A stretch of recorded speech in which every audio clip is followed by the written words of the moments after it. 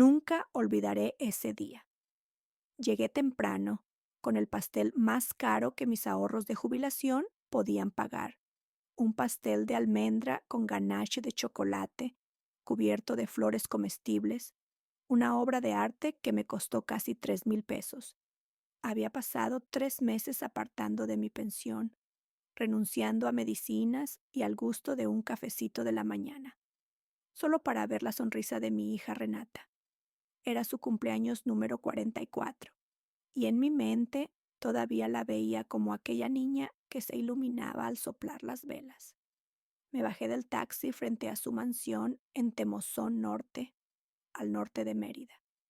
3 pisos, piscina de mosaico azul, jardín con palmeras importadas, ventanales de cristal. Esa casa la conocía bien. Yo había puesto el enganche de 1,2 millones de pesos, dinero ahorrado durante décadas, dando clases extras de matemáticas en la universidad y tutorías los fines de semana. Cada ladrillo me dolía en las manos como si lo hubiera puesto yo misma. Respiré profundo. Me acomodé el vestido turquesa recién comprado, saqué el pequeño paquete plateado con el collar de perlas de mi madre, 3 generaciones de mujeres fuertes, pensé, y toqué el timbre. La puerta se abrió, y allí estaba Renata, perfecta, como siempre, cabello teñido sin una cana, maquillaje impecable, uñas largas recién pintadas, pero en su rostro no había rastro de alegría. Apenas me miró. «Ah, ¿eres tú?», murmuró, girando los ojos hacia el celular que no soltaba. Ni un abrazo, ni un beso, ni siquiera un mamá. «Feliz cumpleaños, hija», dije con la voz temblorosa pero cargada de esperanza.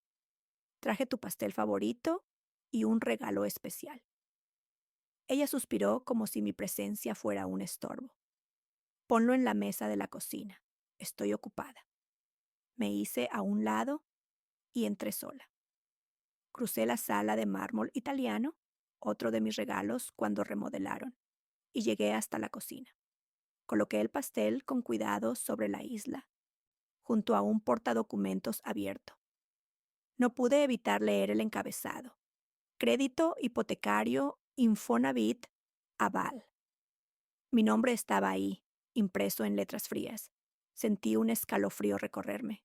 Miré por la ventana. Los gemelos, Mateo y Sofía, jugaban en la piscina con su instructor. Ni siquiera notaron que estaba allí. Me quedé de pie en silencio, con el corazón apretado, hasta que Renata entró 15 minutos después. «¿Y viniste nada más a dejar el pastel o también piensas quedarte a cenar?», preguntó mientras sacaba una botella de agua mineral del refrigerador. Pensé que podíamos pasar la tarde juntas. Hace casi 2 meses que no nos vemos. «Hmm», contestó revisando el celular. «Tengo planes. Iñaki me va a llevar a cenar al restaurante La Marea. Solo nosotros dos. Iñaki, su tercer esposo, inversionista que cada mes tenía un proyecto nuevo, cada uno más sospechoso que el anterior. Y cada vez que algo fallaba, yo terminaba rescatándolos. 50,000 pesos aquí, 80,000 allá, dinero que había sacado incluso de mis tratamientos médicos. Tragué saliva. «Tal vez mañana podríamos almorzar», aventuré. Ella me miró fijamente, dejando por fin el celular sobre la mesa. Tenía esa expresión que conocía desde que era niña, cuando se preparaba para lanzar una crueldad disfrazada de sinceridad.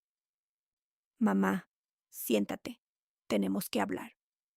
Me senté en el banco alto frente a ella, con un nudo formándose en mi estómago.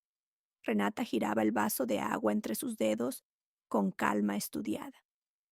«He estado pensando en la vida, en lo que realmente quiero». «Claro, hija, dime», respondí con entusiasmo contenido. «Tal vez pueda ayudarte». Dejó el vaso con un golpe seco. Sus ojos se clavaron en los míos. Lo que vi allí no era cansancio ni irritación pasajera. Era desprecio. «Lo único que quiero, el mejor regalo que podrías darme», dijo despacio, palabra por palabra, «es que desaparezcas de mi vida, que te mueras». El aire me abandonó de golpe. Sentí como si me hubieran dado un puñetazo en el pecho, que apenas logré susurrar. Lo escuchaste, replicó cruzando los brazos. Estoy harta de ti, de tus visitas, de tus llamadas, de tu necesidad emocional. Eres una carga, mamá, una carga que ya no quiero. Mis manos comenzaron a temblar. Tenía 75 años, 44 de ellos dedicados a criarla, a sostenerla, a sacrificarme. Nunca imaginé escuchar esas palabras de mi única hija. Renata, soy tu madre, balbuceé con lágrimas en los ojos. Te di todo, sacrifiqué todo por ti. Exacto, y por eso me asfixias. Quiero libertad, quiero vivir mi vida sin tu sombra. Miré el pastel en la mesa, las velas aún en su caja. Imaginé la escena que había soñado.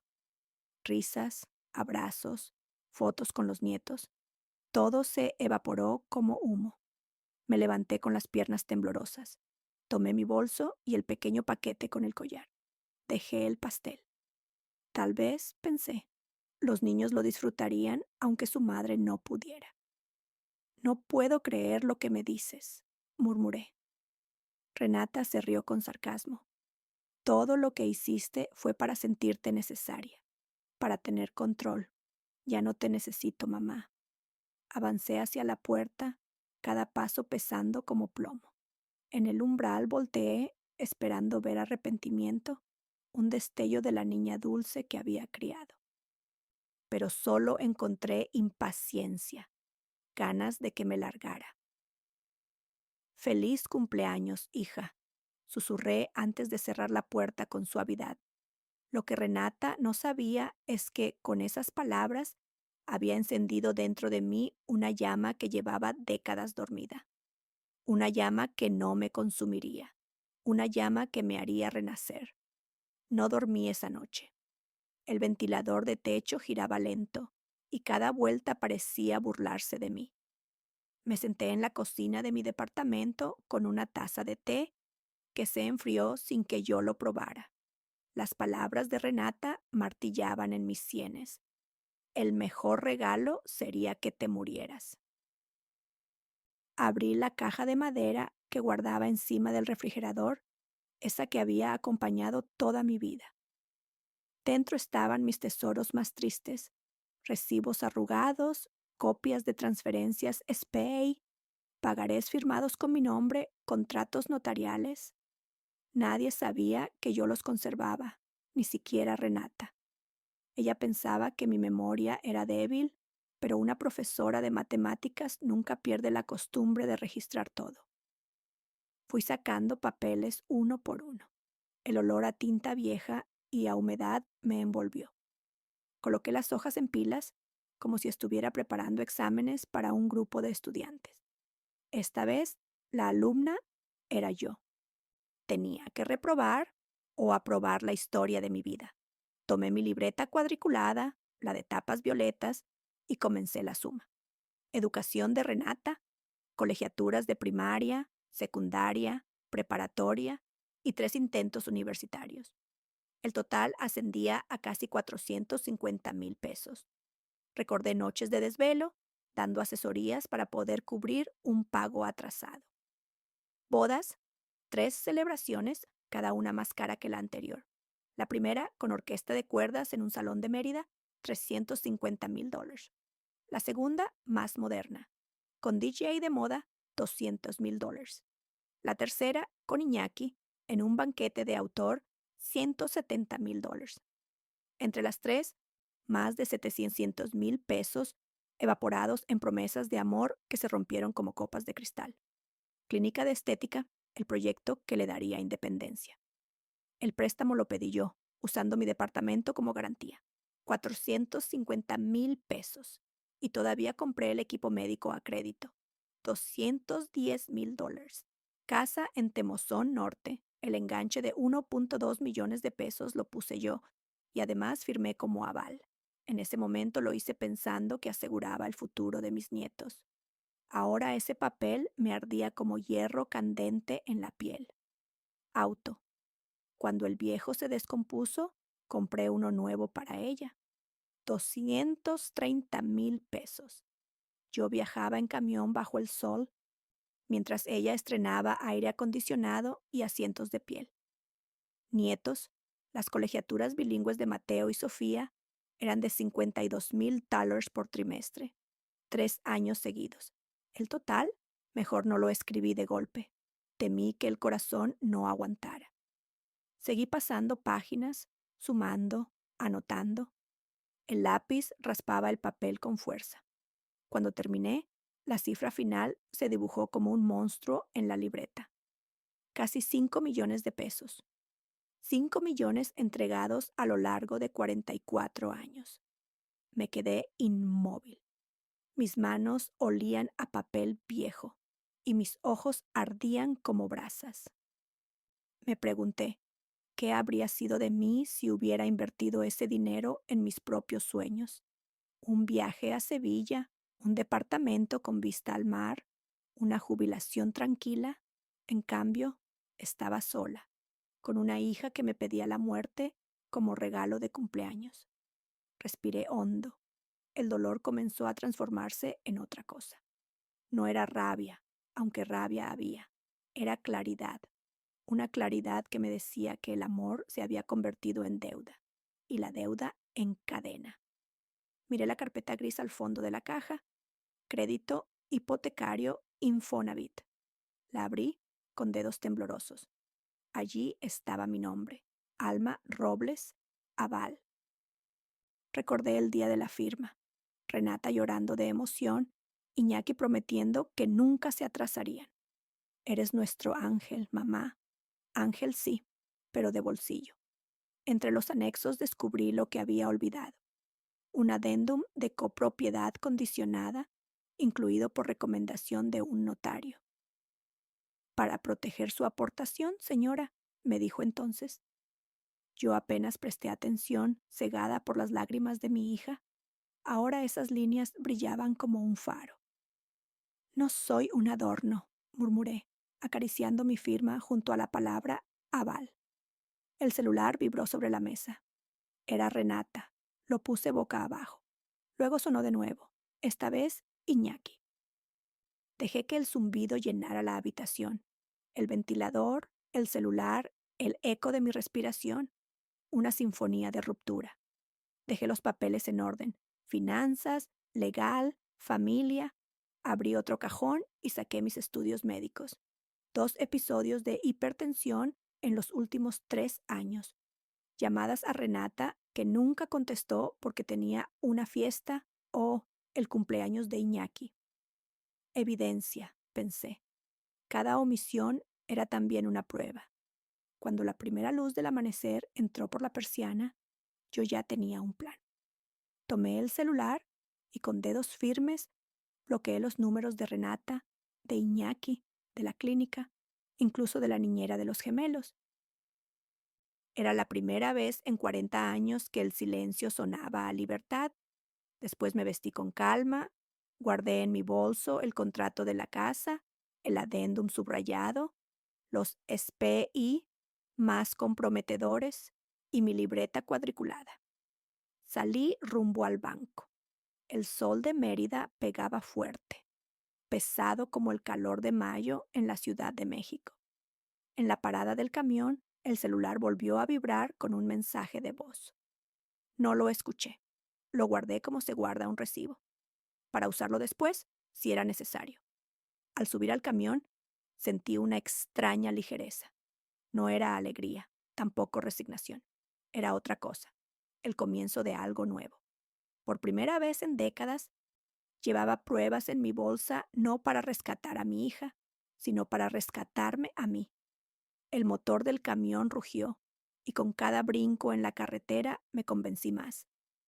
Ese día empezaría mi verdadera contabilidad, no la de su felicidad, sino la mía. El banco olía a desinfectante y aire acondicionado viejo. Al entrar sentí ese mismo hormigueo en el estómago que cuando pasaba lista frente a un grupo nuevo. Nervios, pero también firmeza. Me anuncié en recepción y la joven de traje gris me pidió que esperara. Me senté con la carpeta sobre las rodillas. La había preparado con cuidado. Contrato de la casa de Temozón Norte, copias de SPEI, mi libreta cuadriculada con sumas y fechas. Cada papel era un ladrillo en la pared que empezaba a construir. Doña Alma Robles, la licenciada Ugalde, la recibirá ahora, dijo la recepcionista con una sonrisa automática. Entré al cubículo. Un escritorio de madera oscura, estantes llenos de carpetas, y detrás una mujer de cabello recogido y lentes rectangulares. Su tono fue cordial, pero seco. Siéntese, por favor. ¿En qué puedo ayudarla? Tragué saliva y puse el contrato sobre la mesa. Vengo porque figuro como aval en este crédito hipotecario. Mi hija y su esposo llevan pagos atrasados. Quiero entender cuáles son mis derechos y obligaciones. La licenciada hojeó rápido las hojas.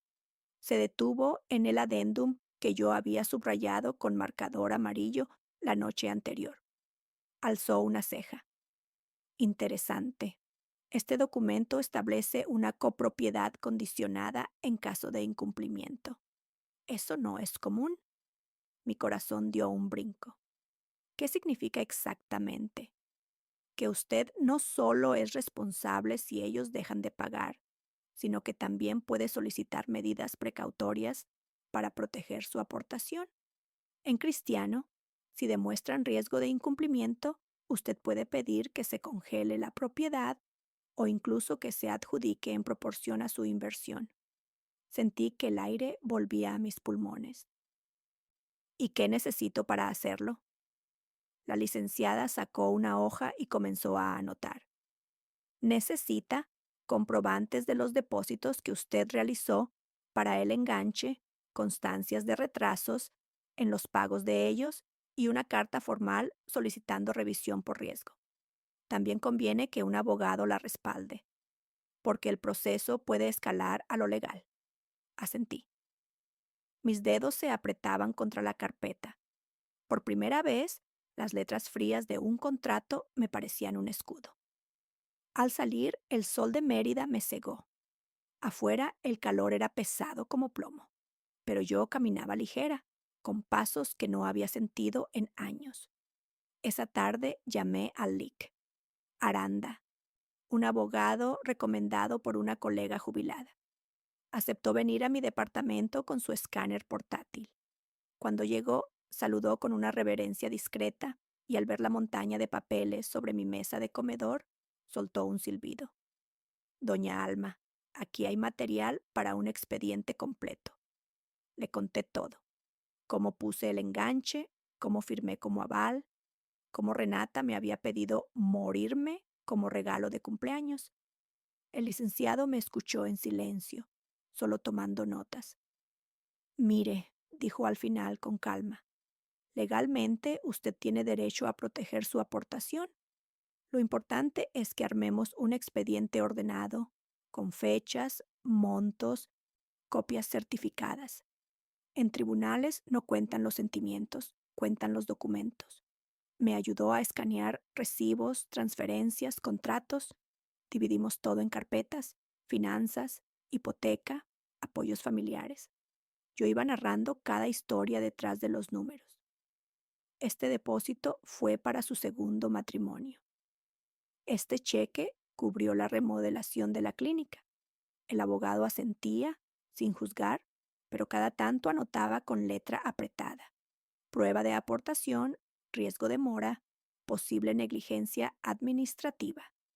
Cuando terminamos, me ofreció un café de la cafetera que traía en su maletín.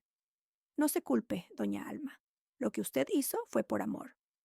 Pero ahora es tiempo de que el amor no la siga hundiendo. Sus palabras me atravesaron como aguja fina. Al día siguiente recibí un mensaje de voz de Renata. Su tono era impaciente, casi molesto. Mamá, ¿por qué no contestas? Los gemelos tienen presentación en la escuela. Necesito que los cuides en la tarde. Escuché el audio 3 veces sin responder. Ella no sabía que yo ya había puesto un límite invisible. Por la tarde vino mi vecina, doña Pacha, la misma que había visto mis idas y venidas cargando bolsas de regalos para Renata. Se sentó en mi sala y me miró con esos ojos de actriz de teatro aficionado. ¿Qué vas a hacer, Alma? Preguntó en voz baja.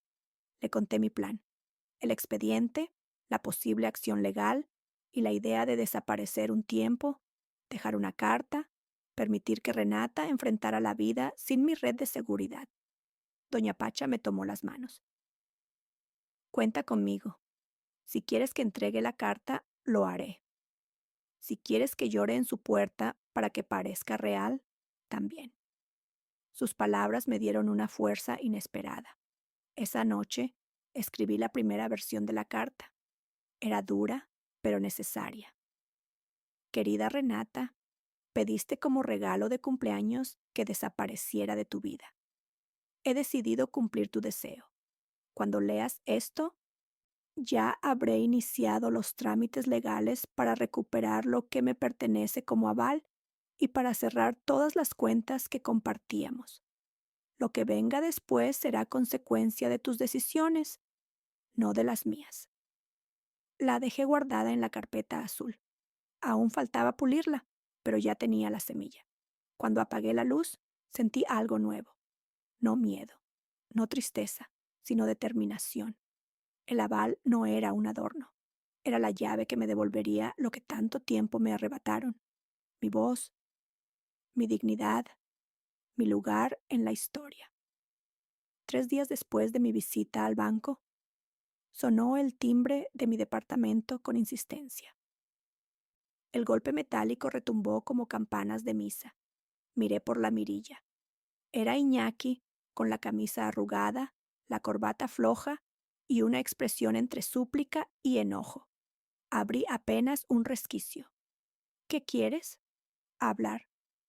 Solo hablar, Alma. Su voz estaba ronca. Lo dejé entrar. El olor a sudor mezclado con perfume caro llenó mi sala. Se desplomó en el sillón como si fuera suyo. Elena me contó lo que dijiste en el banco. Me miró con los ojos enrojecidos. Que estás pensando en ejercer tu derecho como aval. No estoy pensando, Iñaki. Estoy actuando. Ya firmé la solicitud de revisión. Él se llevó las manos a la cabeza. Por el amor de Dios, eso nos va a arruinar. Fue solo un atraso de 2 meses. Sabes que mis inversiones son seguras. Nada más que se tardaron en regresar el capital. Me reí con amargura. ¿Inversiones? ¿Como la importadora fantasma de hace un mes? ¿Los socios que nunca aparecen? He pagado demasiadas veces por tus emergencias, Iñaki. Su tono cambió. Se inclinó hacia mí, los codos en las rodillas. Mira, doña Alma, le tengo respeto, pero si usted mueve esos papeles, nos deja en la calle. ¿De verdad quiere que sus nietos crezcan en un departamento de renta? Me quedé callada. El silencio era respuesta suficiente. Él se levantó de golpe, comenzó a caminar de un lado a otro. Sus pasos resonaban como truenos en el piso de mosaico. Elena está destrozada. Dice que usted exagera todo, que malinterpretó sus palabras. Estaba estresada, nada más. Me pidió que me muriera, le recordé con voz firme.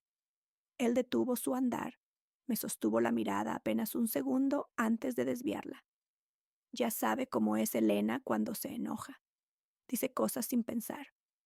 Las dijo con demasiada claridad, y yo ya decidí. Entonces su máscara se rompió. La súplica se convirtió en amenaza. Si sigue con esto, doña Alma no se imagina el escándalo. ¿Qué va a decir la familia cuando sepan que la propia madre quiere quitarle la casa a su hija? ¿Qué van a pensar los vecinos, la iglesia, sus colegas jubilados? Sus palabras eran cuchillos disfrazados. Me dolieron, sí, pero también me revelaron algo. Estaban desesperados. Que piensen lo que quieran. Me levanté con lentitud, apoyando una mano en el respaldo de la silla. Prefiero ser la madre señalada que la tonta eterna. El rostro de Iñaki se tensó. Se acercó tanto que sentí su aliento agrio. No sabe con quién se está metiendo. Lo miré directo a los ojos. Conozco perfectamente con quién. El problema es que ahora yo también me conozco. La puerta se cerró tras él con un portazo. El eco retumbó en las paredes. Mis manos temblaban, pero no de miedo, de adrenalina. Esa misma tarde recibí un mensaje de voz de Renata. Sonaba fría, controlada. Mamá, esto se está saliendo de control. Si sigues con tus ideas absurdas, voy a tener que hablar con un notario para revisar tu capacidad mental. No voy a permitir que destruyas lo que hemos construido. Me quedé helada. Esa era la primera amenaza formal, poner en duda mi lucidez. Sabía a dónde iba todo eso.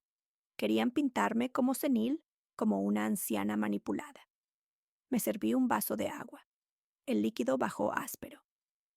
Miré mi libreta cuadriculada sobre la mesa, con todos los números claros, las fechas precisas. Allí estaba la prueba de que mi mente funcionaba mejor que nunca. Al anochecer vino doña Pacha. Traía pan dulce y ojos brillantes de intriga. ¿Ya empezaron a moverse?, preguntó. Le conté lo de Iñaki, lo del mensaje de Renata. Ella golpeó la mesa con la palma. Eso es chantaje. Quieren asustarte para que retrocedas. No voy a retroceder, dije con voz que me sorprendió a mí misma. Pacha sonrió, casi orgullosa. Entonces hay que preparar el siguiente paso. Si te acusan de loca, hay que tener pruebas médicas. Tengo un compadre que es doctor en el hospital regional. Te puede hacer un chequeo completo, con certificado de lucidez. Asentí. Ya no se trataba solo de defender mi dinero. Se trataba de defender mi nombre, mi dignidad, mi mente. Esa noche, antes de dormir, abrí la caja de madera una vez más. Entre los recibos encontré una vieja fotografía. Renata, de 5 años, con el uniforme escolar, sonriendo mientras yo la peinaba. Apreté la foto contra mi pecho. ¿En qué momento pasamos de esto a aquello?, susurré. El ventilador giraba, constante. Afuera los perros ladraban, y yo, recostada en mi cama, entendí que la guerra había comenzado. Ya no era solo contra Renata o Iñaki, era contra el papel de víctima que me habían impuesto por décadas. La primera amenaza había llegado, y yo, lejos de acobardarme, sentí que era la señal de que iba por el camino correcto. El lunes por la mañana me llamó el LIC, Aranda. Su tono sonaba preocupado. Doña Alma, acabo de recibir un aviso del registro público de la propiedad. Parece que alguien presentó un documento notarial cuestionando su participación como aval. Me quedé helada. ¿Cómo que cuestionando? Si mi firma está en el contrato. Sí, pero lo que presentaron es un anexo complementario donde usted supuestamente renuncia a cualquier derecho sobre la casa. La indignación me recorrió el cuerpo como fuego. Eso es falso. Yo jamás firmé algo así. Aranda suspiró. Lo sé. El problema es que el papel tiene su firma, o al menos una imitación. Sentí un mareo. Me senté de golpe en la silla de la cocina. El azulejo frío contra mis pies me devolvió un poco de aire. Renata, murmuré, esto tiene su sello. Esa tarde fui a la notaría señalada. El notario, un hombre mayor de lentes gruesos, revisó el archivo y me mostró la copia. Allí estaba, mi nombre, mi supuesta firma y una renuncia total de derechos. Me ardieron los ojos. Esto no es mío, dije golpeando el papel con la palma. Esa no es mi letra ni mi rúbrica. El notario levantó las cejas. Pues alguien presentó este documento hace 2 semanas. Con testigos. Salí de la oficina con un nudo en el estómago. Cada paso en la banqueta me retumbaba en la cabeza. No solo querían borrarme de la vida de mi hija, querían borrarme también de los papeles, de la historia. Al llegar a casa, encontré en la puerta un sobre blanco. Lo abrí temblando. Era una citación preventiva. Renata, a través de un despacho jurídico, Me acusaba de interferencia indebida en un patrimonio familiar y solicitaba que un juez revisara mi capacidad cognitiva para tomar decisiones financieras. El veneno estaba servido. Me desplomé en el sofá, abrazando la citación contra el pecho. Recordé cada sacrificio, las madrugadas corrigiendo exámenes, las joyas vendidas para pagar medicinas, los viajes que nunca hice. Y ahora mi hija respondía con documentos falsificados y acusaciones de locura. Respiré hondo. Llorar no me serviría. Llamé a Lick. Aranda, prepárese, me dijo con firmeza. Esto se va a poner feo. Necesitamos peritajes caligráficos, certificados médicos y todo su archivo ordenado. Si ellos juegan sucio, nosotros jugaremos con limpieza, pero con contundencia. Colgué y marqué a doña Pacha. Le conté lo sucedido. Ella, lejos de asustarse, apretó los labios como actriz ensayando un monólogo. Que falsifiquen lo que quieran. Pero yo vi cómo firmaste ese aval. Yo estuve ahí, Alma. Y si me llaman, lo diré bajo juramento. Sus palabras me dieron un respiro. No estaba sola. Esa noche, mientras organizaba otra vez mis carpetas, escuché un audio de WhatsApp que Renata me había enviado días atrás y que no había borrado. Mamá, deja ya de meterte en mis cosas. Si no, voy a hacer lo que sea necesario para que no tengas voz en esto. Lo reproduje varias veces. Era una amenaza velada, pero era oro puro. Decidí guardarlo en una USB con copia de seguridad. Al día siguiente, Aranda me acompañó a una clínica privada, donde me hicieron exámenes médicos y psicológicos completos. Memoria, lógica, presión arterial, reflejos. Los doctores se miraban entre sí, asintiendo. Está usted más lúcida que muchos jóvenes, bromeó uno de ellos al final. Recibí un certificado firmado y sellado. La paciente Alma Robles, de 75 años, se encuentra en pleno uso de sus facultades mentales, apta para decisiones financieras y legales. Lo guardé en la carpeta salud con un cuidado reverencial. Ese papel sería mi escudo contra las calumnias. Cuando regresé a casa, el teléfono fijo sonaba. Contesté. Era Renata. Su voz sonaba dulce, demasiado dulce. Mamá, todo esto es un malentendido. Lo del anexo, lo de la citación. Marcelo exageró. Yo no quise que se formalizara. Si dejas de mover el asunto del banco, podemos arreglarlo en familia. Me quedé en silencio. Podía casi escucharla morderse las uñas al otro lado de la línea. Renata, dije finalmente, no es un malentendido, es un crimen, y esta vez no me voy a quedar callada. Colgué antes de que pudiera responder.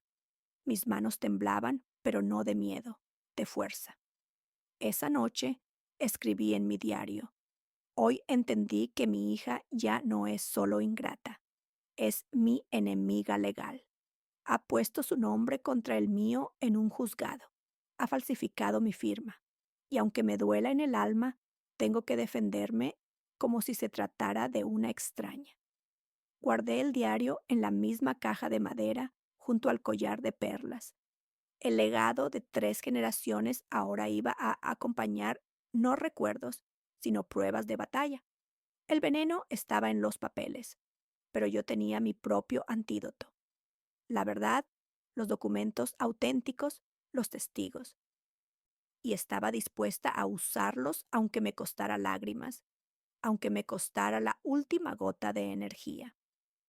Porque si algo había aprendido esa semana, era esto. En México, la justicia no siempre llega sola. Hay que perseguirla con uñas, dientes y recibos. El juzgado municipal de Mérida estaba repleto. El aire acondicionado apenas funcionaba y un zumbido constante llenaba la sala. El olor a sudor, café recalentado y papeles húmedos me revolvía el estómago. Nunca imaginé estar allí, frente a un juez, enfrentando no a un extraño, sino a mi propia hija. Me senté en la banca de madera con mi carpeta azul abrazada contra el pecho. Dentro llevaba todo: contratos, recibos, el certificado médico que probaba mi lucidez y la USB con el audio de WhatsApp. Al otro lado de la sala, Renata estaba impecable, como siempre. Vestido blanco, labios rojos, tacones altos. Parecía preparada para una pasarela, no para un juicio. Iñaki se sentó a su lado, cabizbajo, hojeando papeles que seguramente había preparado el despacho jurídico. Caso número 2468, anunció el secretario. Robles contra Robles. El golpe del mazo del juez resonó como un trueno en mis huesos. Señora Renata Robles, su demanda alega que su madre, doña Alma Robles, está actuando sin plena capacidad cognitiva y que por ello sus decisiones financieras deben ser revisadas. ¿Es correcto? Renata se levantó, con un aire de víctima que me revolvió el estómago. Sí, su señoría.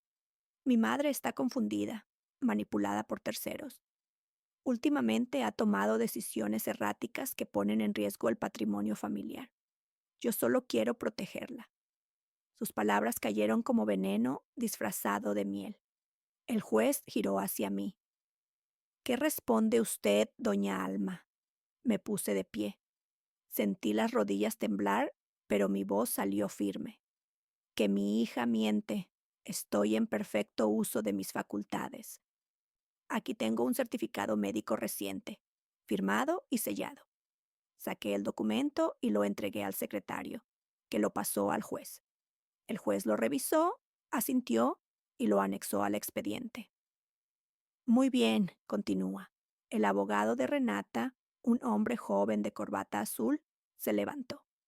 Señoría, incluso con ese certificado, hay pruebas de que la señora Alma firmó un anexo donde renunciaba a cualquier derecho sobre la casa de Temozón Norte. Aquí está la copia notarial. Me ardió la cara. El secretario tomó el papel y lo mostró al juez. Mi supuesta firma estaba allí, torcida, falsa. Ese documento es fraudulento, dije con voz cortante. Jamás lo firmé. Pido que se ordene un peritaje caligráfico. El juez asintió. Se concederá el peritaje. La sala murmuró.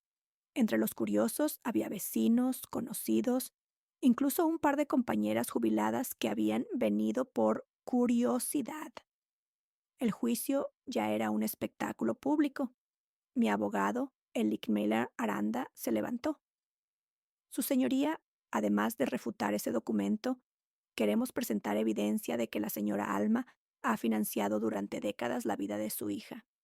Lo hacemos no para reclamar dinero, sino para demostrar que no es una mujer confundida, sino alguien con registros meticulosos de cada gasto. Sacó mi libreta cuadriculada y la puso sobre la mesa del juez. Las páginas estaban llenas de sumas, fechas, montos. La sala murmuró otra vez. Renata rodó los ojos con dramatismo. Esa libreta no prueba nada, gritó. Entonces Aranda dio la estocada. Pero esto sí. Sacó la USB y la conectó a la computadora del secretario. La sala quedó en silencio mientras el audio de WhatsApp se reproducía con eco metálico. Mamá, deja ya de meterte en mis cosas. Si no, voy a hacer lo que sea necesario para que no tengas voz en esto. El murmullo creció como ola. Algunos soltaron un «no manches», otros se persignaron. El juez golpeó el mazo. Orden en la sala. Renata se puso roja, balbuceando. Eso fue sacado de contexto. Yo estaba enojada. El juez la miró severo, pues sonó bastante claro. Mi corazón latía con fuerza. Sentí una mezcla de triunfo y tristeza. Esa voz era de mi hija y al mismo tiempo de mi enemiga. El juez decretó un receso de 15 minutos. Salí al pasillo. Doña Pacha me esperaba allí con un abanico en la mano. Bravísima Alma, me susurró. Les diste en el mero orgullo. Me apoyé contra la pared, las piernas me temblaban, pero la determinación seguía firme. De regreso en la sala, el juez habló con tono seco. Mientras se realiza el peritaje caligráfico, no habrá medidas contra la señora Alma. Al contrario, queda asentado que está en plenas facultades. Se suspende cualquier acción hasta nuevo aviso. Renata soltó un bufido. Iñaki le susurró algo al oído. Yo respiré hondo. Era solo la primera batalla, pero la había ganado. Cuando salí del juzgado, los murmullos me seguían. Una vecina me tomó del brazo. Doña Alma, qué valor. Todas la vimos. Ya no podrán pintarla como loca. El sol de Mérida caía a plomo, pero yo sentía frescura por dentro. Caminé hasta la esquina con mi carpeta apretada al pecho. Sabía que Renata no se detendría, que vendrían más golpes, más papeles falsos, más veneno. Pero también sabía que yo ya no era la mujer sumisa de antes. Ese día, frente al juez, frente a los vecinos, frente a Dios mismo, había recuperado mi voz. El calor de julio se pegaba a la piel como una sábana húmeda. Aquella tarde me invitaron, mejor dicho, me ordenaron, a asistir al cumpleaños de Sofía y Mateo, mis nietos, en el patio de la casa de Temozón Norte. Yo dudé. Después del juicio, mi relación con Renata era puro hielo, pero los gemelos no tenían culpa. Empaqué 2 regalos sencillos, un rompecabezas y una caja de colores profesionales. Cuando llegué, la fiesta estaba en pleno. Globos metálicos, mesas con manteles dorados, una fuente de chocolate. Había más de 50 invitados, vecinos, compañeros de la escuela de los niños, incluso el padre Gutiérrez de la parroquia. La música de banda sonaba fuerte. El olor a carne asada se mezclaba con el de las flores. Me acerqué con timidez. Vi a Sofía y Mateo correr entre las mesas. ¡Abuelita!, gritaron abrazándome. Ese instante me dio vida, pero la alegría se esfumó cuando apareció Renata. Llevaba un vestido rojo ceñido, tacones brillantes y en la mano una copa de vino. Me miró de arriba a abajo, con una sonrisa helada. «Ah, qué sorpresa», dijo, lo bastante fuerte para que escucharan los demás. «Pensé que después del numerito en el juzgado te daría vergüenza aparecer aquí». Las risas se encendieron en algunas mesas. Sentí las miradas clavarse en mi espalda como agujas. «Vine por mis nietos», respondí, intentando mantener la calma. Renata levantó la copa. «Pues disfruta, porque quizás sea la última vez que los veas aquí. Muy pronto esta casa será solo nuestra, sin intrusos reclamando lo que no les corresponde». El murmullo de los invitados creció. Una mujer cuchicheó. ¿No era ella la que llevó a su hija a la universidad? Otro replicó. Pero dicen que anda loca, que firma cosas y luego no recuerda. Me ardieron las orejas. Quise responder, pero Renata continuó. Invitados, levanten sus copas, brindemos por la familia y también hizo una pausa teatral, por la libertad, porque uno nunca se libera del todo mientras tiene a una sombra controlando su vida. Alzó la copa hacia mí. El mensaje era claro. La sombra era yo. Los invitados rieron incómodos. Me senté en silencio junto a la mesa de los niños. Sofía me apretó la mano. «No hagas caso, abuelita». El padre Gutiérrez carraspeó, intentando suavizar la tensión. Bueno, bueno, lo importante es que los niños disfruten. Pero Renata no podía con su veneno. Se acercó a mí, bajó la voz para que todos escucharan, pero fingiendo discreción. «Si de verdad me quieres, demuéstralo. Retira la demanda, firma un acuerdo renunciando al aval y desaparece de una vez». La rabia me subió como fuego en la garganta, pero respiré hondo. Recordé las palabras de Aranda. No pelees con gritos, pelea con papeles. Así que solo respondí. No. Ella apretó los labios. Luego se giró hacia los invitados, teatral. ¿Ven? Mi madre prefiere destruir a su propia hija que dejarnos vivir en paz. El murmullo se convirtió en oleada. Una vecina murmuró. Qué vergüenza exhibiendo problemas de familia en la fiesta. Yo quería hundirme. Pero entonces, inesperadamente, doña Pacha apareció entre la multitud. Había venido sin avisar, con su vestido azul marino y su inseparable abanico.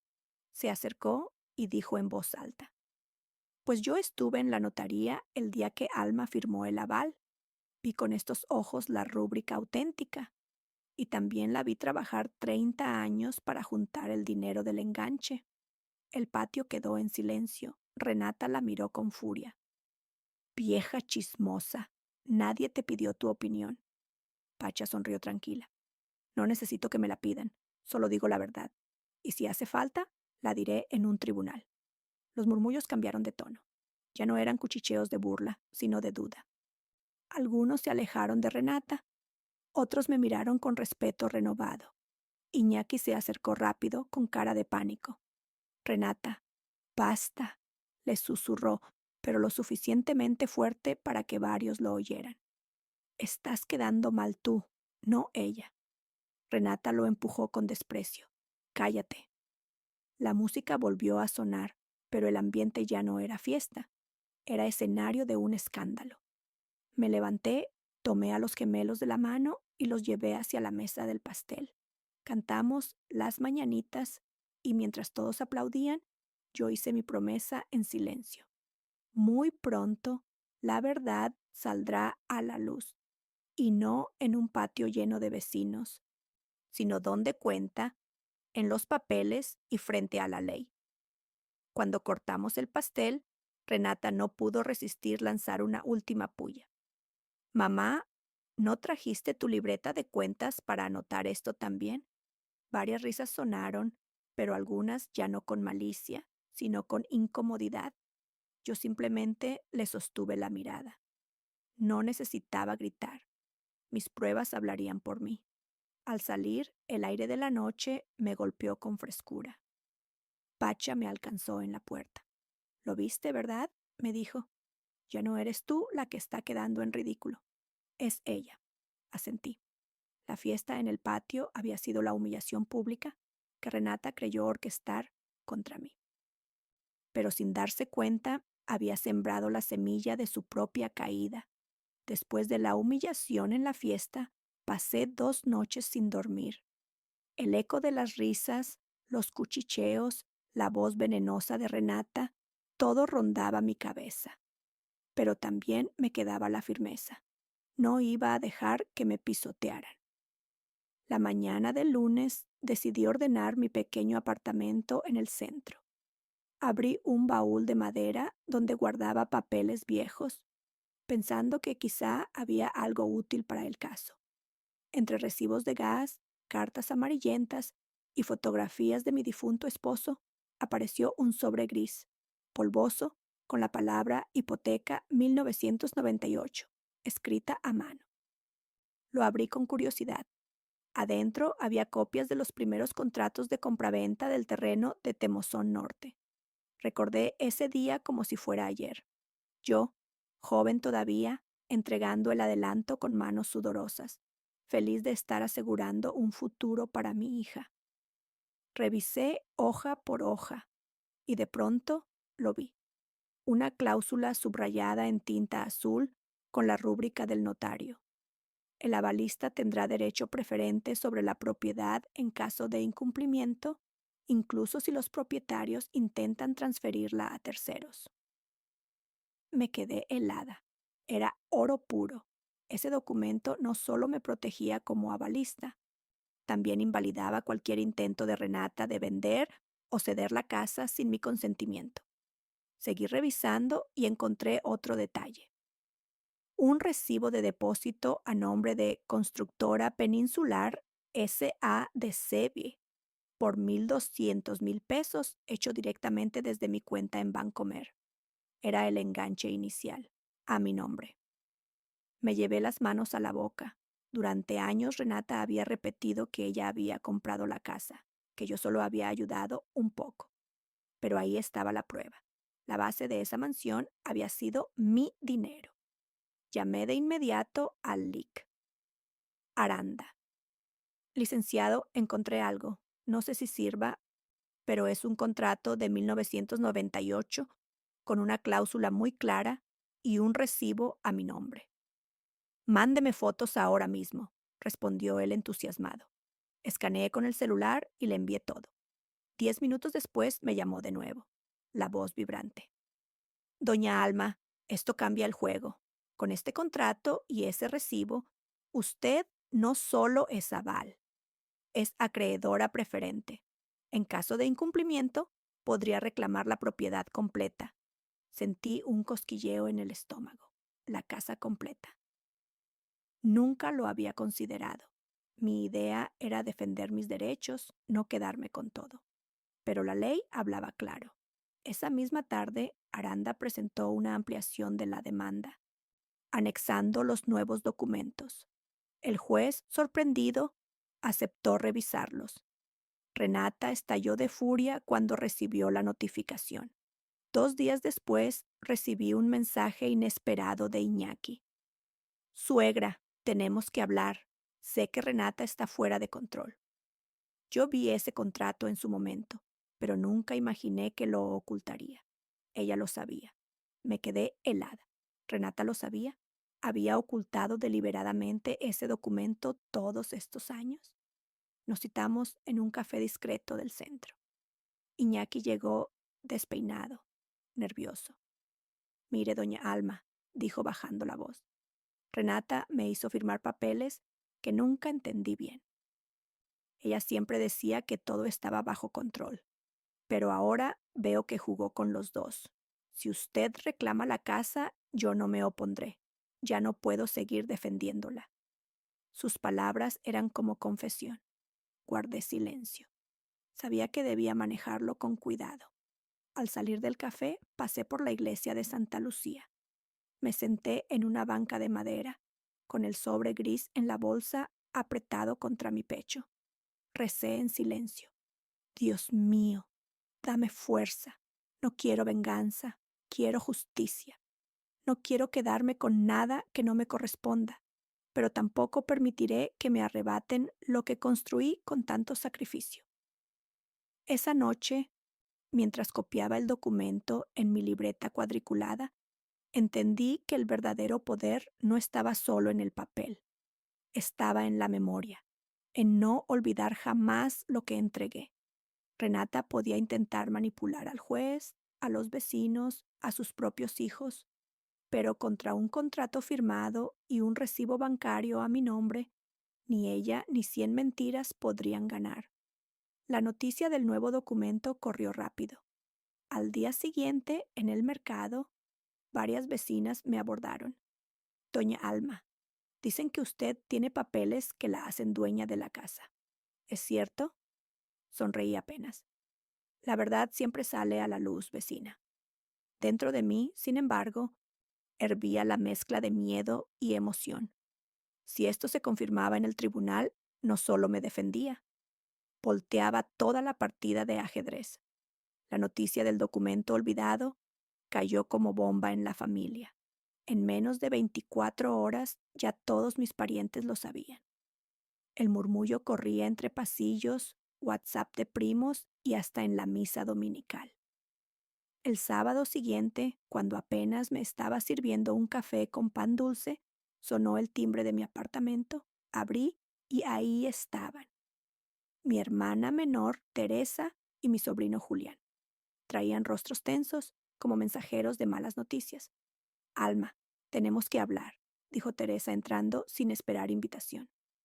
Todo el pueblo comenta que ahora quieres adueñarte de la casa de Renata. No es así, respondí con calma. Solo estoy defendiendo mis derechos como avalista y mostrando pruebas. ¿Pruebas? Interrumpió Julián, su hijo. Tía, ¿qué necesidad tienes a tu edad de pleitos? ¿Por qué no mejor dejas que Renata viva tranquila? Sentí un nudo en la garganta. ¿Mi propia sangre defendiendo a quien me había humillado públicamente? Porque esa casa existe gracias a mí, Julián. Fui yo quien dio el enganche, quien firmó la hipoteca, quien arriesgó todo. Sí, pero ya pasó mucho tiempo, replicó Teresa con voz cortante. ¿No te basta con lo que tienes? ¿Quieres morir sola, señalada como la tía avara que le quitó la casa a su propia hija? Esas palabras dolieron más que los insultos de Renata. Venían de Teresa, con quien compartí cama en nuestra niñez, con quien lloré cuando murió mamá. Me apoyé en la mesa de la cocina, temblando. ¿Tú también piensas que soy una carga?, pregunté en voz baja. Teresa me evitó la mirada. Yo pienso que deberías perdonar y soltar. Renata es joven, todavía tiene futuro. Tú ya viviste lo tuyo. Ese ya viviste lo tuyo fue un puñal, como si mis 74 años fueran una sentencia de invalidez, como si mi vida ya no valiera más que la comodidad de mi hija. No grité, no lloré, solo me quedé callada, dejando que el silencio pesara sobre la cocina. Al final, Teresa suspiró. Nos vamos, pero piénsalo, Alma, no es bueno tener a toda la familia en contra. Cerré la puerta detrás de ellos y me recargué, jadeando. Por primera vez entendí que la batalla no era solo con Renata, era con toda una red de complicidades, de silencios, de mejor no te metas. Esa tarde recibí una llamada de mi nieta mayor, Valeria, de 19 años. Su voz sonaba nerviosa. Abuela, necesito contarte algo. Nos vimos en un café discreto. Valeria llegó con los ojos enrojecidos, como quien guarda un secreto insoportable. Mamá está planeando algo feo, me confesó, mirando a todos lados antes de hablar. Dice que si el juez le da la razón a usted, va a presentar un testamento falso que la deja como única dueña. Se me heló la sangre. ¿Un testamento? Pero si yo todavía estoy viva. Ya sé, abuela. Por eso lloré cuando lo escuché.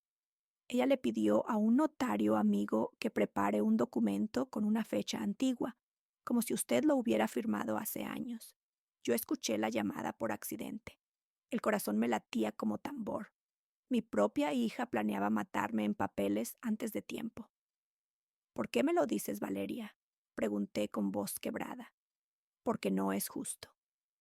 Yo crecí viendo cómo siempre la ayudaste, cómo pagaste mis colegiaturas, mis uniformes, hasta mi viaje de 15 años, y ahora ella quiere borrarte como si no existieras. Me tomó la mano con fuerza. Abuela, yo quiero estar de tu lado. Las lágrimas rodaron por mis mejillas.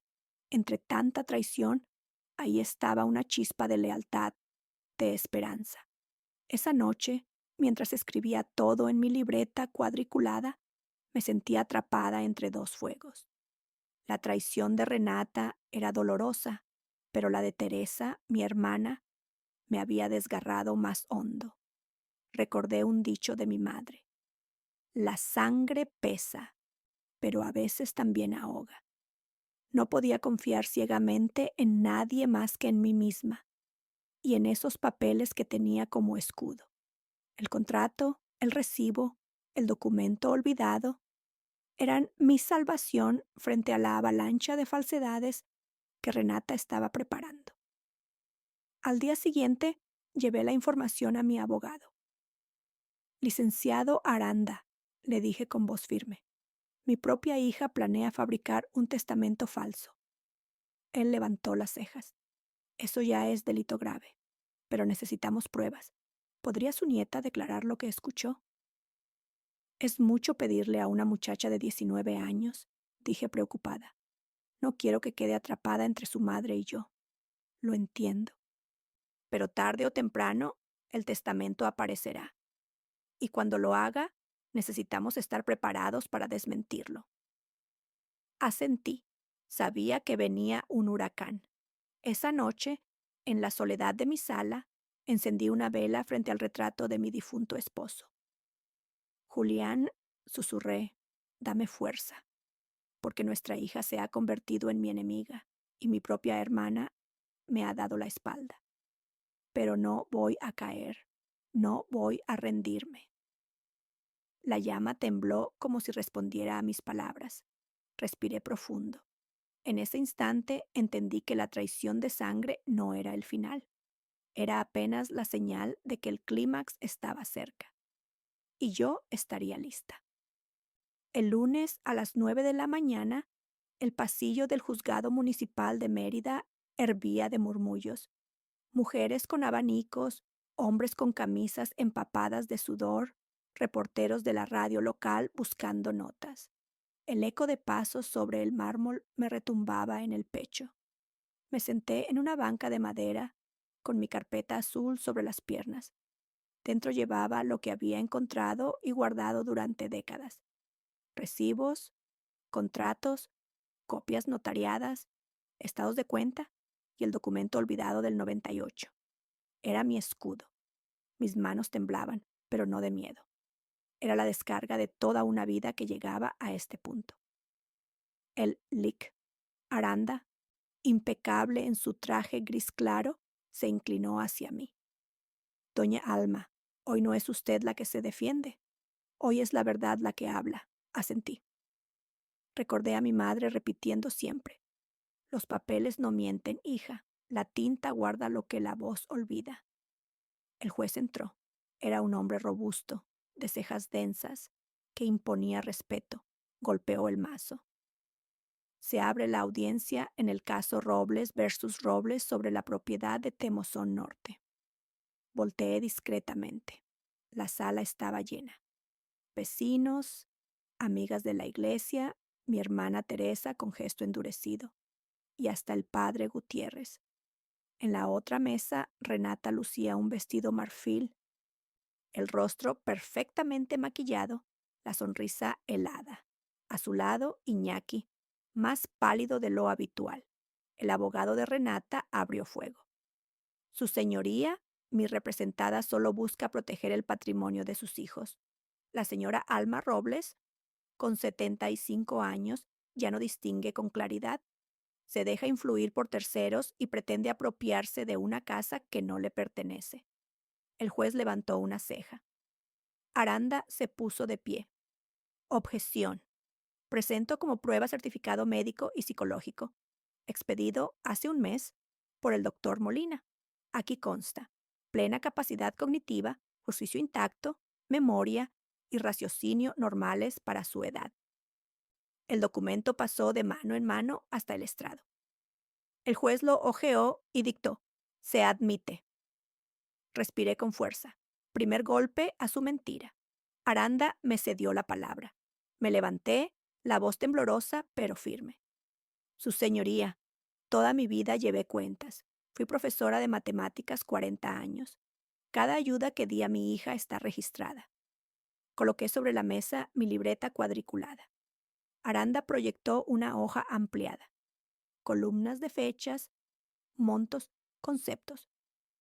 Colegiatura preparatoria, $48,000. Intercambio a Estados Unidos, $250,000. Enganche, casa, Temozón Norte, $1,200,000. Clínica estética, $350,000. Los números llenaban la pantalla como ladrillos de una muralla. El público murmuró: esto no es resentimiento, continué, es memoria. Cada peso invertido en la vida de Renata salió de mis manos. El juez asintió. La primera capa estaba puesta. Aranda tomó el sobre gris. Su señoría, presentamos contrato de compra-venta de 1998 con cláusula expresa. El avalista tendrá derecho preferente sobre la propiedad en caso de incumplimiento, incluso si los propietarios intentan transferirla a terceros. El secretario leyó en voz alta. La palabra derecho preferente resonó como campanada. Además, añadió Aranda, recibo bancario de $1,200,000 transferido. El juez revisó. Serio. Se admite. La parte contraria puede solicitar peritaje, pero por lo pronto queda agregado al expediente. Vi a Renata torcer el cuello, incómoda. Su maquillaje no alcanzaba para tapar la rabia. Entonces proyectaron el anexo complementario que Renata había presentado semanas antes. Un documento donde supuestamente yo renunciaba a todo. Solicitamos dictamen caligráfico preliminar, dijo Aranda. El perito mostró imágenes ampliadas. La firma tenía trazos temblorosos, presión desigual, cortes bruscos. Nada coincidía con mis rúbricas originales. Conclusión: no corresponde a la caligrafía de la señora Alma Robles. Un murmullo recorrió la sala. Aranda pidió entonces reproducir un audio. Mamá, si no firmas lo que te digo, voy a hacer lo que sea necesario para que no tengas voz en esto. La voz de Renata salió nítida, dura. El público soltó un «ah». El juez golpeó el mazo. Señora Renata, ¿a qué se refería con esa frase? Era una exageración, un enojo pasajero. El juez frunció el ceño. Se asienta. Llamaron a declarar a doña Pacha, mi vecina. Juró decir la verdad. Yo estuve presente cuando la señora Alma firmó el contrato original en 1998. Vi su firma y recuerdo que la señorita Renata agradeció llorando, diciendo: «Gracias, mamá, eres nuestro ángel de la guarda». Renata bufó. Una vecina chismosa, nada más. «Silencio», ordenó el juez. Aranda lanzó 3 preguntas a Renata. ¿En qué fecha exacta se firmó el anexo? El 12 de marzo, en la notaría, a mediodía. ¿Dónde estaba usted entre las 11:00 y las 13:00 de ese día? En la notaría, claro. ¿Con qué pluma firmó mi representada? Con una pluma azul. Aranda sonrió. Su señoría, aquí están capturas de cámaras de seguridad. La señora Renata estaba en una estética a las 12:05 subiendo historias a Instagram. Además, el sello del anexo muestra alteración de fecha. La sala estalló. Renata se quedó muda. Aranda se dirigió a Iñaki. ¿Confirma usted atrasos de 3 mensualidades en la hipoteca? Sí, dijo bajando la voz. ¿Confirma que recibió de la señora Alma transferencias por más de $200,000 en un año? Sí. El juez tomó nota. Cada palabra de Iñaki era un ladrillo que caía sobre Renata. Con base en lo presentado, dictó el juez, se decreta anotación preventiva en el registro público. La casa no podrá ser vendida ni hipotecada. Se fija audiencia especial en 15 días para resolver sobre la administración. Renata golpeó la mesa. Esto es un complot. El juez la fulminó con la mirada. Una palabra más y la saco de la sala. En el receso, la multitud se arremolinó en el pasillo. Las vecinas me abrazaban. Ánimo, doña Alma. Ya se ve la justicia. Mi hermana Teresa se acercó llorando. Alma, me equivoqué. Dudé de ti. Hoy vi lo que eres. Una mujer de palabra y de papeles. Le apreté la mano, sin rencor. A lo lejos escuché a Iñaki murmurarle a Renata: «Ya no puedo seguir mintiendo por ti». Sentí un escalofrío. El muro de mentiras de mi hija se estaba resquebrajando. Al volver a la sala, el juez ordenó oficios al registro público y a la notaría implicada. Y se advierte, añadió con voz grave, si aparece documento falso, será remitido al Ministerio Público por falsedad en declaraciones y uso de documento apócrifo. El mazo cayó. Salimos a la calle cegados por el sol ardiente de Mérida. La gente murmuraba: «Los papeles no mienten». Yo respiré hondo. No era la victoria final, pero por primera vez, en un lugar público, la verdad estaba de mi lado. Sentí el peso del collar de perlas en mi bolso. Pensé en mi madre, en las noches en que yo creía que todo estaba perdido, y supe que todavía quedaba la segunda parte, la más dura, cuando los números, los recibos y los testigos financieros terminaran de desnudar a Renata frente a todos. Hoy los papeles hablaron. Mañana la justicia tendrá la última palabra. El sol caía a plomo sobre Mérida cuando volvimos a la sala. Afuera, la gente se agolpaba para escuchar por las ventanas abiertas. Adentro, el ambiente era eléctrico. Todos sabían que lo más duro estaba por venir. La revisión de las cuentas, el terreno donde no hay maquillaje posible. El juez pidió silencio. Reanudamos la audiencia. la defensa de la señora Alma Robles tiene la palabra. El LIC. Aranda se levantó con una carpeta gruesa. Su señoría, presentamos extractos bancarios originales de la cuenta mancomunada entre la señora Alma y la señora Renata.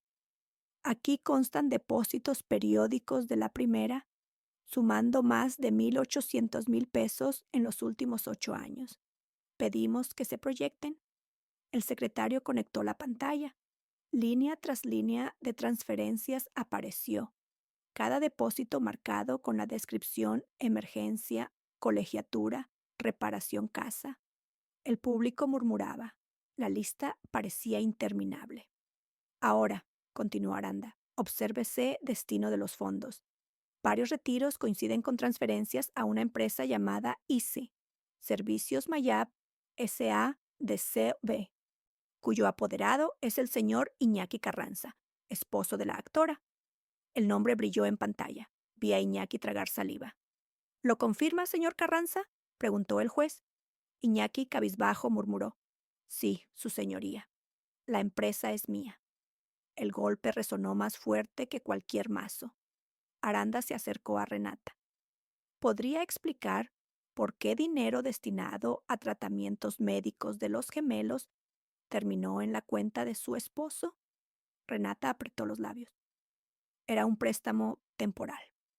¿Préstamo con contrato?, preguntó Aranda. No hacía falta, era familiar. El juez intervino. Lo que no tenga soporte documental será considerado desvío de recursos. Renata abrió los ojos con rabia. La máscara empezaba a resquebrajarse. Aranda sonrió con calma. Y aún hay más, su señoría.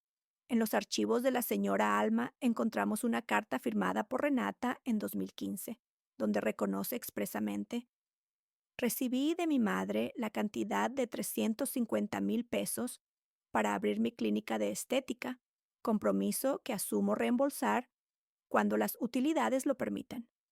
Colocó la hoja bajo la cámara. Ahí estaba, en letra de Renata, con su rúbrica al final. ¿Reconoce esa firma?, preguntó el juez.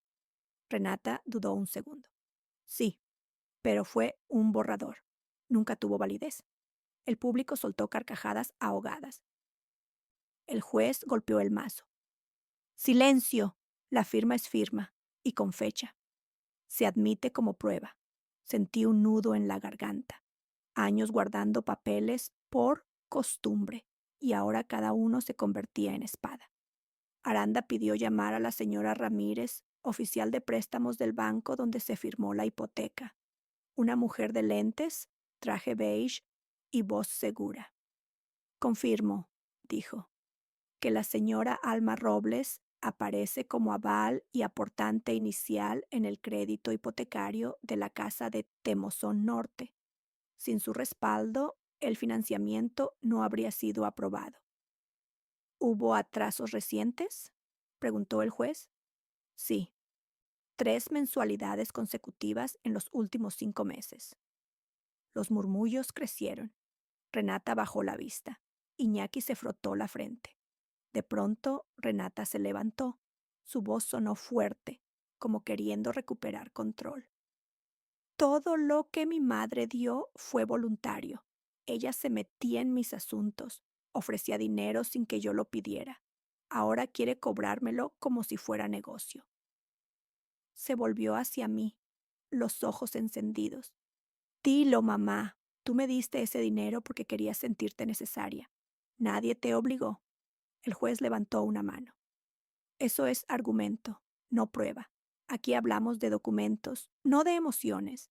La sala aplaudió, pese a la advertencia de silencio.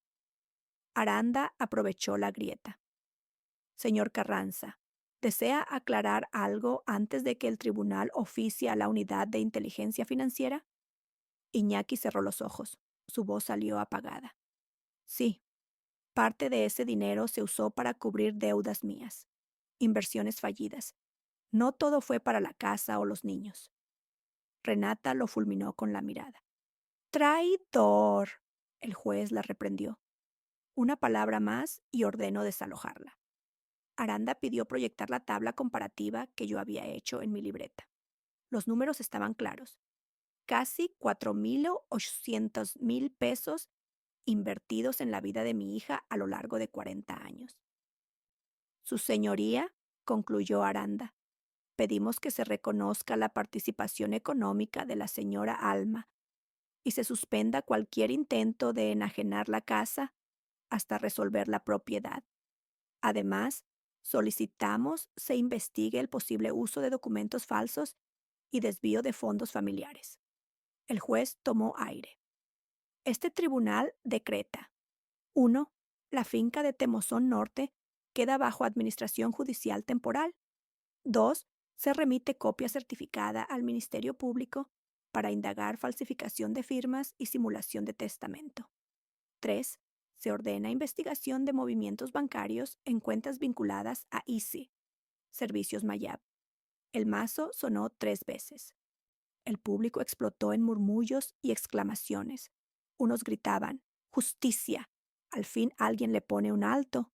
Yo respiraba agitada, como si hubiera corrido una maratón.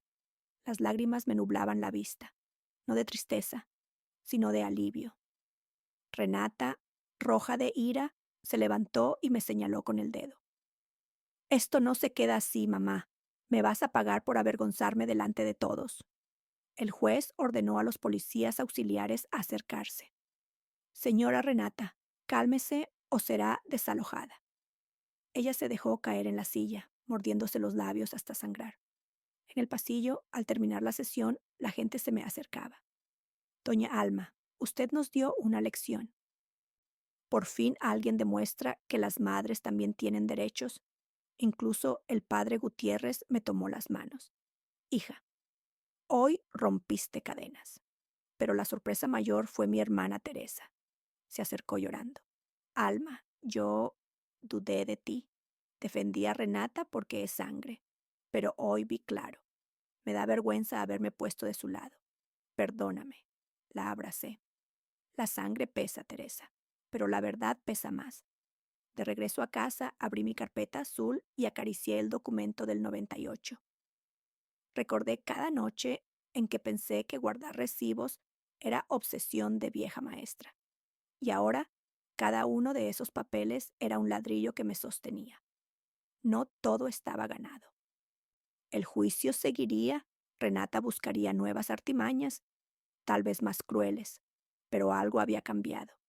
Ya no era mi palabra contra la suya. Era la verdad contra su teatro.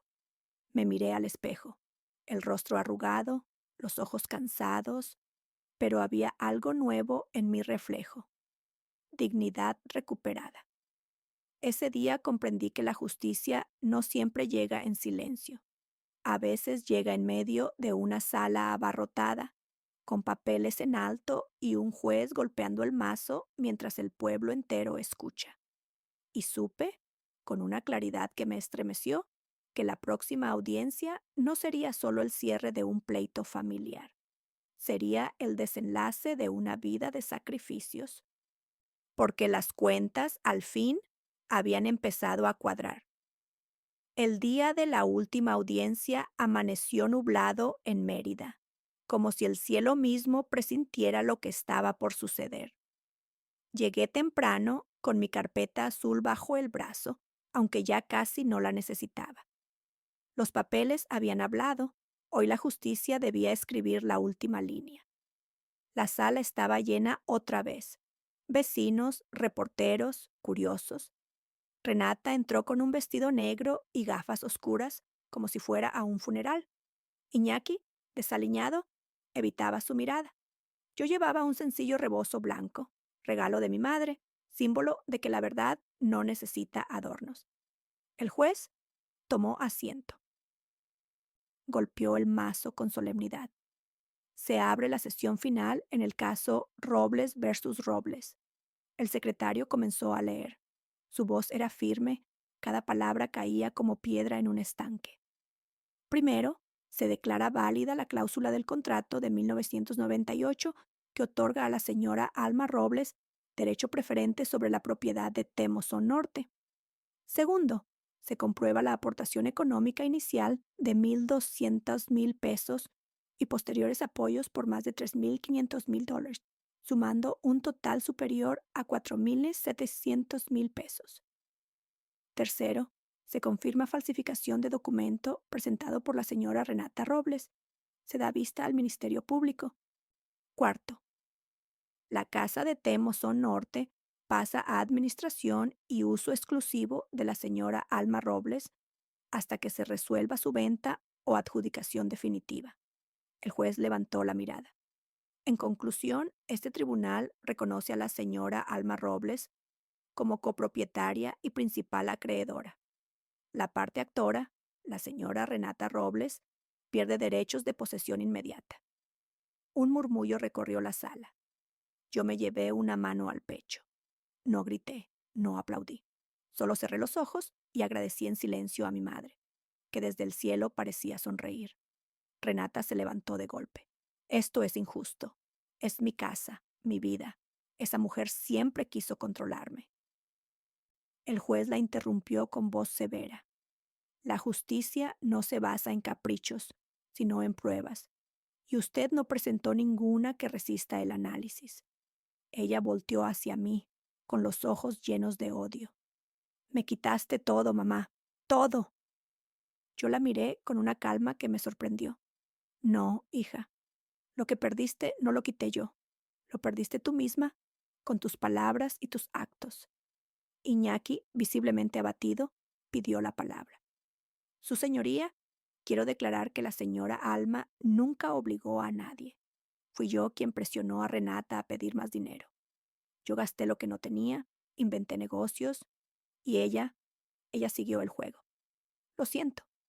El juez asentó. Su declaración quedará asentada. Renata lo fulminó con la mirada.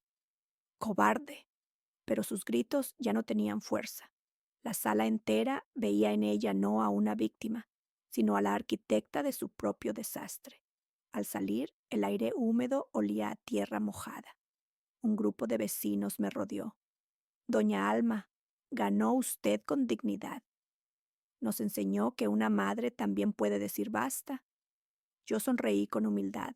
No me sentía vencedora, sino liberada. Renata pasó junto a mí sin mirarme. Subió al auto de Iñaki, pero él se quedó afuera. La puerta se cerró con un golpe seco. Su matrimonio se rompía al mismo tiempo que su teatro. Esa tarde, ya en mi casa modesta del centro, alguien tocó la puerta. Eran mis nietos, llevados por su padre. Con ojos tristes me abrazaron fuerte. Abuela, no entendemos todo, pero sabemos que te queremos, me dijo el mayor. Les acaricié el cabello. Lo único que deben entender es que el amor verdadero nunca se mide en dinero ni en gritos. Yo siempre los amaré, aunque los adultos nos equivoquemos. Una semana después recibí una carta manuscrita de Renata. Decía: Mamá, no sé si algún día puedas perdonarme. El día de tu cumpleaños dije palabras que jamás debí pronunciar. Perdí la casa, perdí a Iñaki, y siento que también te perdí a ti. Tal vez era lo que necesitaba para abrir los ojos. Si algún día quieres verme, estaré esperando. Si no, lo entenderé. Leí la carta varias veces. Lloré, sí, pero no de tristeza, sino de alivio, porque al fin reconocía lo que había hecho. No sabía si la reconciliación era posible, pero por primera vez en años sentí que la semilla de la verdad había germinado en ella. El juicio me devolvió mucho más que una casa. Me devolvió la dignidad. Aprendí que el amor de madre no significa ser esclava de los caprichos de los hijos. Aprendí que guardar papeles, aunque parezca obsesión, es también guardar memoria y justicia.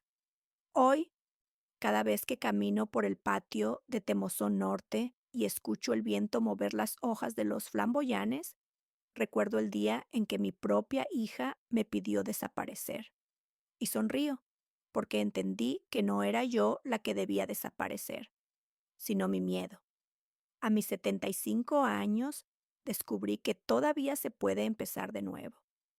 Y que la verdad, tarde o temprano, siempre encuentra la forma de hacerse escuchar. El sol de Yucatán siempre ha sido implacable. Pero aquella mañana lo sentí distinto, cálido, no abrasador.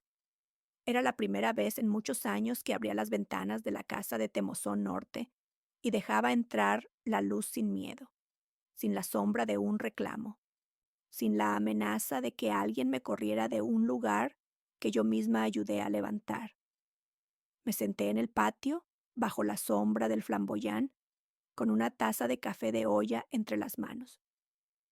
El canto de los pájaros parecía un himno discreto a la paz que tanto había anhelado. Respiré hondo. A mis 75 años estaba empezando de nuevo. Los primeros días después del juicio fueron extraños. Dormía en una cama amplia rodeada de muebles que yo había comprado décadas atrás y que Renata siempre había tratado como si fueran de ella. Toqué cada superficie, como si quisiera reconquistar lo que ya me pertenecía. Me levantaba temprano, caminaba por los pasillos de la casa y me detenía frente a los ventanales que daban a la piscina. El reflejo del agua brillaba como un espejo del tiempo perdido, pero ya no dolía. Ahora era una promesa. Decidí transformar la mansión. Vendí los muebles más ostentosos, los que Marcelo había escogido, y dejé solo lo que me hacía sentir en paz. Con lo obtenido, pagué un curso de pintura al óleo en la Casa de la Cultura. Había pasado mi vida enseñando matemáticas, números fríos y exactos. Ahora quería explorar los colores, las sombras, los matices. Poco a poco, mis vecinas se acercaron. Doña Soco me trajo panuchos recién hechos. Doña Imelda, una jarra de horchata. Nos da gusto verla otra vez, doña Alma, me dijo una de ellas. Usted siempre fue una mujer generosa.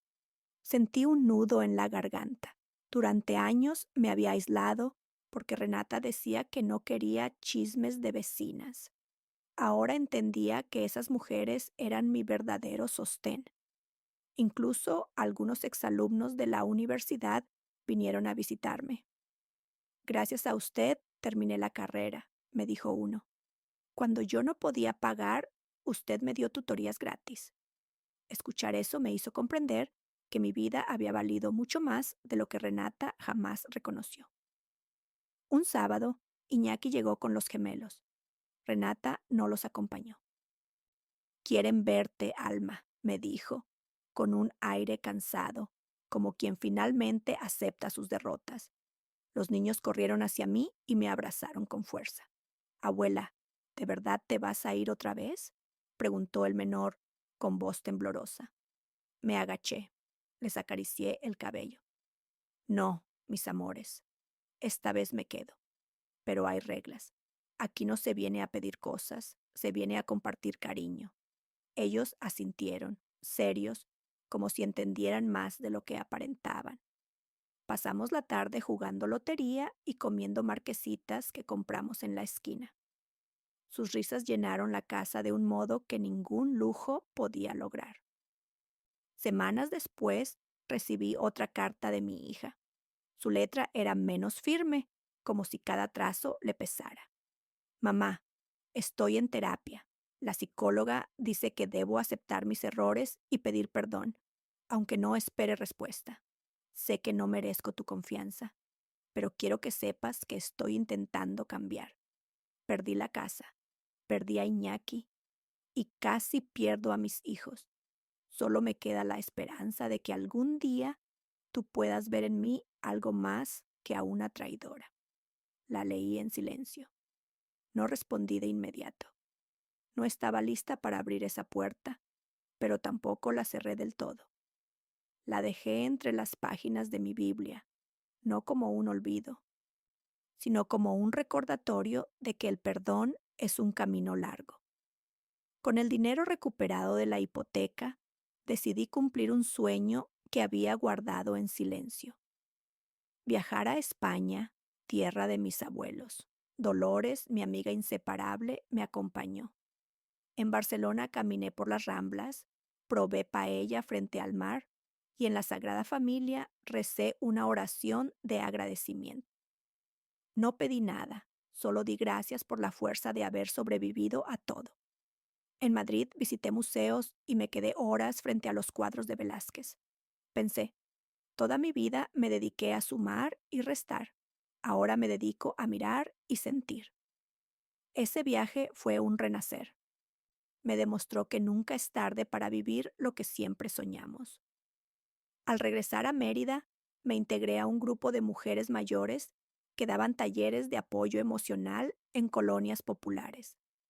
Contaba mi historia sin adornos, cómo había entregado todo a una hija que luego me pidió desaparecer y cómo había decidido luchar por mí misma. No somos egoístas por cuidarnos, decía frente al círculo de señoras que me escuchaban con lágrimas en los ojos. Somos valientes por aprender a decir basta. Sentí que ese era mi verdadero legado, más allá de herencias o propiedades, la enseñanza de que el amor propio también es un deber. Al año siguiente cumplí 76. Esta vez no lo celebré con banquetes lujosos ni en restaurantes caros. Organicé una fiesta en el patio, con pozole, música de tríos y globos sencillos. Vinieron mis nietos, mis vecinas, mis amigas del taller. Cuando me cantaron las mañanitas, mis ojos se llenaron de lágrimas. Pensé en el cumpleaños anterior, aquel en que mi hija me deseó la muerte como regalo, y sonreí, porque la vida me había dado lo contrario, un renacimiento. Hoy escribo estas líneas desde la terraza de Temozón Norte. El flamboyán sigue floreciendo, los gemelos corren por el jardín algunos fines de semana, y yo pinto cuadros que ya cuelgan en la Casa de la Cultura. Renata todavía me manda mensajes de vez en cuando. Aún no la he visto. Tal vez algún día, tal vez nunca, el tiempo lo dirá. Pero ya no me duele como antes, porque comprendí que no necesito su validación para existir. Aprendí que la maternidad no debe confundirse con el martirio, que una madre puede amar profundamente y al mismo tiempo trazar límites claros, que la justicia existe, aunque tarde en llegar, y sobre todo, que nunca es tarde para empezar de nuevo, aunque tengas 70, 80 o 90 años, porque la dignidad no tiene fecha de caducidad. Cierro los ojos, escucho el murmullo del viento entre las ramas y susurro para mí misma. Lo lograste, alma, renaciste de tus propias cenizas.